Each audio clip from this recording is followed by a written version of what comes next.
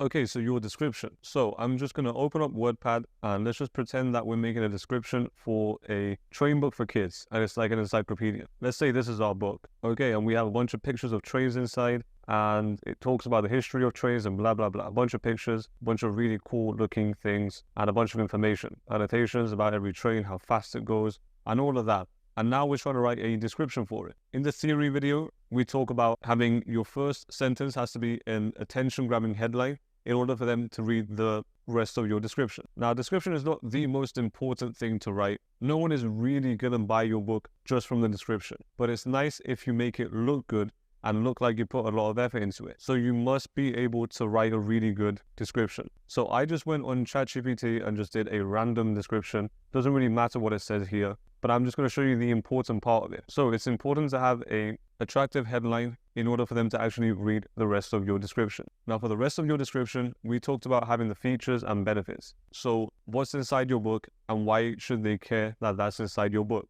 That's one of the things that you can add to your description.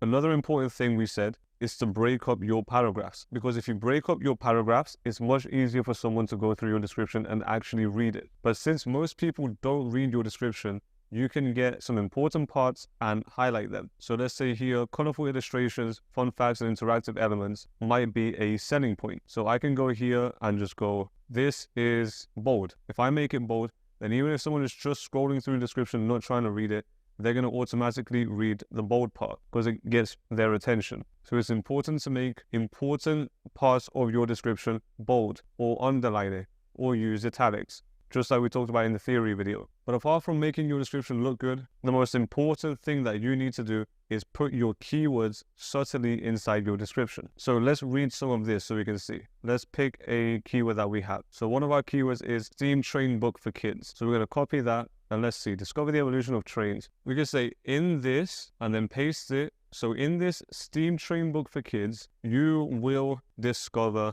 all kinds of fascinating trains, from the earliest steam locomotives to the sleek high blah, blah, blah, blah, blah. There we go. So we have our keyword subtly placed right there. And I'm just going to read your description and find this keyword, and then we'll start indexing you for that keyword. And it also tells Amazon, oh, this is a steam train book and it's also for kids. So it knows what your book is about and who it's for. Now, it's important that you add these keywords in your description. If you can't add all of them, that's okay. If you can only add 2 or add 3, that's completely fine. As long as you add some keywords in order to better teach Amazon exactly what your book is about and who to show it in front of. So you can just write your description without thinking about the keywords first. Make sure you write your description, have your headline, have some body text, and have some bullet points. If you have those 3 and then a small call to action, or even if you don't have the call to action, that's fine. I haven't really seen a difference if you add a call to action versus not add a call to action. But as long as you have your headline, which is going to be bold, and you have some paragraphs broken up in small sections so it's easier to read,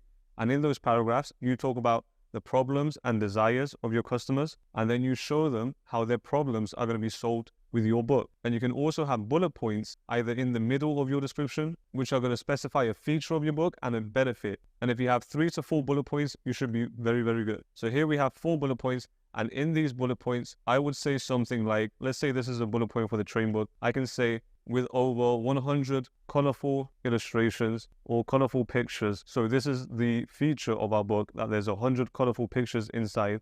And now we talk about the benefit. So you can explore these trains in amazing detail. So there's the benefit. There's 100 colorful pictures, but why should they care? Because then they get to see the train in more detail. If they didn't have the pictures, they wouldn't be able to visualize what the train will look like or see what the train will look like. That can just be one bullet point, and I might have amazing detail underlined. Now you can format your description inside the Amazon KDP platform. So when you upload your book, when you paste your description, you also have these features, the bold feature and underline and italics. You have all these features when you upload your book. Later on, when we do the practical side of uploading our book, I'll show you exactly how to format it there. But for now, just make sure you have a headline, you talk about the problems and desires, and then have a bullet list with the features and benefits.